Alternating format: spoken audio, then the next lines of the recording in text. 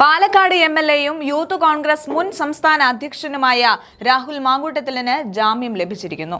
പത്തനംതിട്ട ജില്ലാ സെഷൻസ് കോടതിയാണ് രാഹുലിന് ജാമ്യം അനുവദിച്ചത്. കഴിഞ്ഞ 18 ദിവസമായി മാവേലിക്കര സബ് ജയിലിൽ കഴിയുകയായിരുന്ന രാഹുൽ ഇന്ന് വൈകുന്നേരത്തോടെ ജയിൽ മോചിതനാകും എന്നാണ് വാർത്തകൾ സൂചിപ്പിക്കുന്നത്. പിണറായി വിജയന്റെ പോലീസും സർക്കാരും ചേർന്ന് മെനഞ്ഞെടുത്ത കള്ളക്കേസുകൾക്കും രാഷ്ട്രീയ ഗൂഢാലോചനകൾക്കും കോടതിയിൽ നിന്ന് ലഭിച്ച വലിയ തിരിച്ചടിയാണിത് എന്ന് തന്നെ പറയേണ്ടി വരും. വളരെ നാടകീയമായ രീതിയിലായിരുന്നു രാഹുലിന്റെ അറസ്റ്റ് പോലീസ് രേഖപ്പെടുത്തിയത്.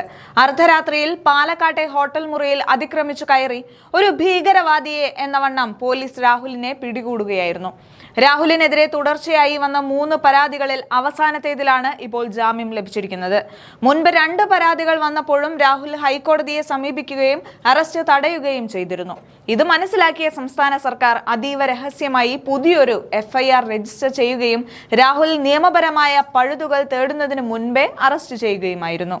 രാഹുലിന്റെ അഭിഭാഷകൻ കോടതിയിൽ ഉന്നയിച്ച വാദങ്ങൾ വളരെ പ്രസക്തമായിരുന്നു. രാഷ്ട്രീയമായ വിരോധം തീർക്കാൻ വേണ്ടി മാത്രം കെട്ടിച്ചമച്ച കേസുകളാണിവ എന്നും ഒരു ജനപ്രതിനിധിയായ രാഹുലിനെ ജയിലിലടച്ച് അപമാനിക്കാനാണ് സർക്കാർ ശ്രമിക്കുന്നതെന്നും അദ്ദേഹം വാദിച്ചു. കീഴ്ക്കോടതി ജാമ്യം നിഷേധിച്ചെങ്കിലും ജില്ലാ സെഷൻസ് കോടതി വസ്തുതകൾ പരിശോധിക്കുകയും രാഹുലിന് ജാമ്യം അനുവദിക്കുകയും ചെയ്തു. രാഹുൽ മാങ്കൂട്ടത്തിലിനെ ജയിലിൽ അടച്ചാൽ കോൺഗ്രസിന്റെ ശബ്ദം ഇല്ലാതാക്കാം എന്ന് കരുതിയ പിണറായി വിജയനുള്ള മറുപടിയാണിത്. സഭയ്ക്കുള്ളിൽ UDF MLA മാർ സത്യാഗ്രഹം ഇരിക്കുമ്പോൾ സഭയ്ക്ക് പുറത്ത് സെക്രട്ടേറിയറ്റ് മാർച്ച് നടക്കുമ്പോൾ രാഹുൽ മാങ്കൂട്ടത്തിലിന്റെ മോചനം പ്രവർത്തകർക്ക് നൽകുന്ന ആവേശം ചെറുതല്ല.